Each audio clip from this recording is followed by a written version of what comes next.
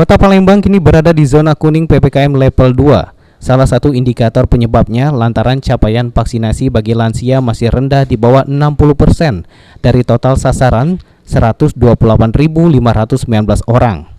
Menanggapi hal tersebut, Dinas Kesehatan Kota Palembang akan bekerja sama dengan dinas terkait lainnya mempercepat target capaian vaksinasi bagi lansia dengan melakukan vaksinasi door to door atau mendatangi warga rumah ke rumah.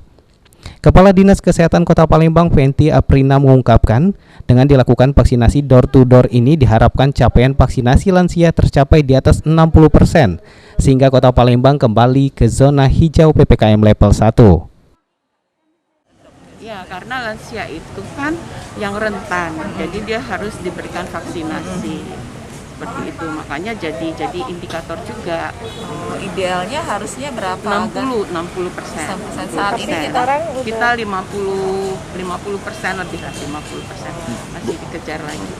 Ya, kita sekarang door to door ke rumah. Kan mungkin vaksin lansia itu kan susah untuk transportasi, kan dia tergantung sama keluarga. Jadi sekarang sudah dilakukan vaksinasi yang door to door. Selain itu, Dinas Kesehatan Kota Palembang juga meminta masyarakat yang memiliki keluarga lansia segera mendapatkan vaksinasi COVID-19 dengan mendatangi pelayanan kesehatan seperti puskesmas, rumah sakit, dan klinik. Abidin Riwanto, PAL TV.